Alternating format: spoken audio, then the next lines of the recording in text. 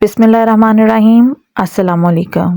آج میں شاپنگ کے لیے آئی ہوں، مجھے کچھ گفٹس لینے تھے، تو آپ بھی دیکھیں یہاں پہ کیسے گفٹس ملتے ہیں، ساتھ ساتھ میں آپ کو ایک سٹوری بھی سناتی ہوں۔ یہ کہانی ہے دو دوستوں کی، ماریا اور سارا کی۔ ماریا جو ہے وہ ایک برٹش نیشنل تھی، وہ اپنے ہسبینڈ کے ساتھ UK میں رہ رہی تھی اور بہت ہی اچھی زندگی گزار رہی تھی۔ اس کے دو چھوٹے چھوٹے بچے تھے۔ سارا ماریا کی بہت ہی اچھی فرینڈ تھی، وہ پاکستان میں رہتی تھی اور اس کے پیرنٹس وفات پا چکے تھے۔ وہ اکثر ماریا کو کال کرتی اور اپنی مشکلات کا ذکر کرتی۔ وہ کہتی کہ پاکستان میں ایک لڑکی کے لیے رہنا بہت ہی مشکل ہے، کچھ ایسا کرو کہ مجھے UK بلا لو۔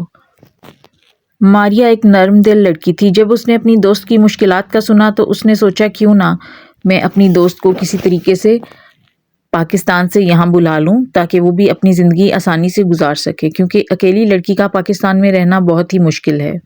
بہت سے لوگوں سے مشورہ کرنے کے بعد وہ اس نتیجے پہ پہنچی کہ اپنی دوست سارا کو اگر وہ UK بلانا چاہتی ہے تو اس کا سب سے آسان راستہ یہی ہے کہ وہ اپنے شوہر سے اس کی شادی کروا دے۔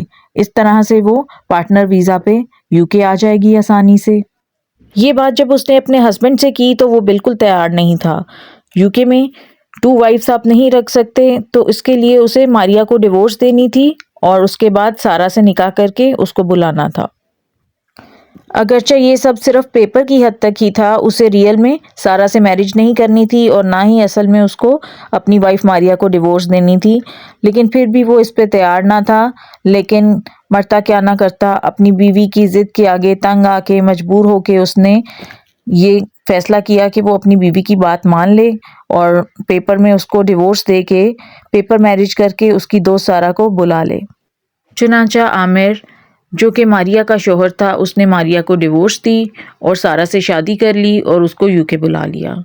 اب کیا تھا، کیونکہ سارا اس کے نکاح میں تھی تو اس کو بائی لا عامر کے ساتھ ہی رہنا تھا۔ ماریا کو ان لوگوں نے الگ گھر میں شفٹ کر دیا۔ ماریا اپنے بچے لے کے ایک علیحدہ گھر میں رہنے لگی۔ سارا اور عامر ایک ساتھ رہنے لگے۔ سارا چونکہ عامر کے نکاح میں بھی تھی، دونوں کا بہت سا وقت ایک ساتھ گزرتا تھا۔ عامر زیادہ تر وقت اپنا سارا کے ساتھ اس کے گھر میں ہی گزارتا تھا۔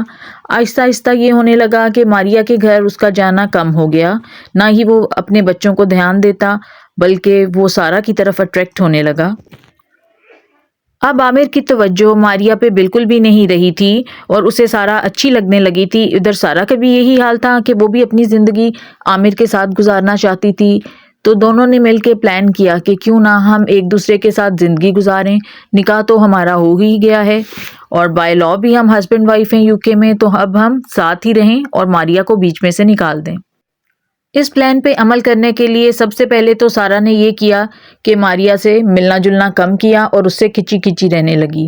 ساتھ میں عامر نے بھی ماریا کو بات بات پہ ٹونٹ کرنا شروع کر دیا، اس کے ہر کام میں برائیاں نکالتا، اس کو ڈانٹ ڈپٹ کرتا، کبھی اس میں کوئی برائی نکالتا، کبھی تم نے یہ کام ٹھیک سے نہیں کیا، تم بچوں کو ٹھیک سے نہیں سنبھالتی۔ اس طرح سے بہت سی لڑائیاں ہونے لگیں عامر اور ماریا کے بیچ میں۔ ماریا جو اپنے بچوں کے ساتھ الگ گھر میں رہ رہی تھی اور اپنے بچوں کو سنبھال رہی تھی، وہ خود ہی جاب پہ جاتی تھی اور اپنے بچوں کو سنبھالتی بھی تھی۔ اب وہ بری طرح پھنس چکی تھی، وہ روز روز کی لڑائیوں سے تنگ ہو چکی تھی اور عامر اس کو ٹائم بھی نہیں دے رہا تھا، نہ ہی بچوں کو ٹائم دے رہا تھا۔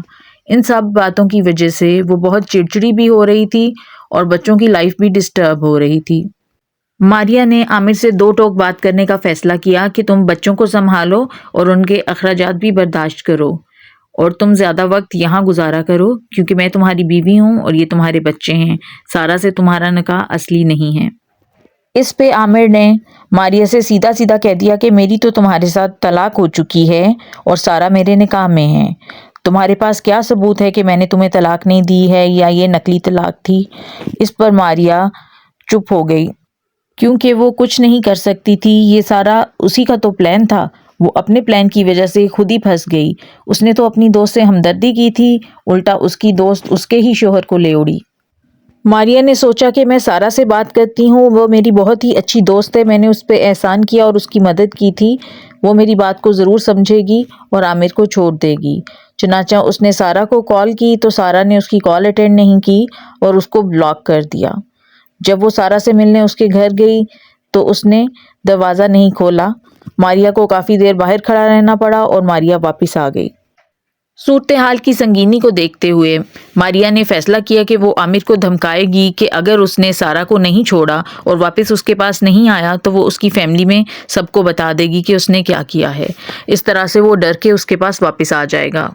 یہ دھمکی سن کر عامر پہلے تو ڈر گیا کہ کہیں اس کی بدنامی نہ ہو، لیکن پھر اس نے آرام سے جا کے سارا کو تفصیل بتائی اور دونوں مل کر سوچنے لگے کہ کس طرح سے ماریا کو راستے سے ہٹائیں کہ ان کی بدنامی بھی نہ ہو اور ان کو الگ بھی نہ رہنا پڑے۔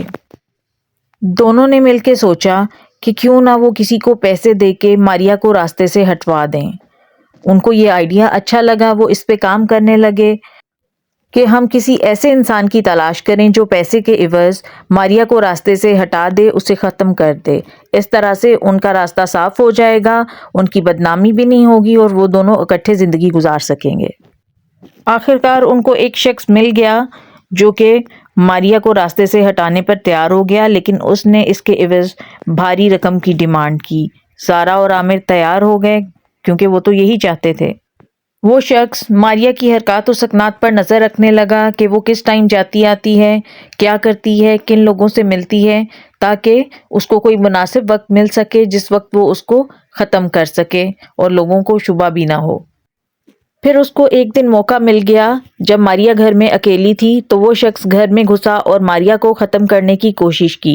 شور شرابے کی آواز سن کے ہمسایوں میں سے ایک عورت نے پولیس کو کال کر دی اور پولیس فوراً موقع پر آ پہنچی۔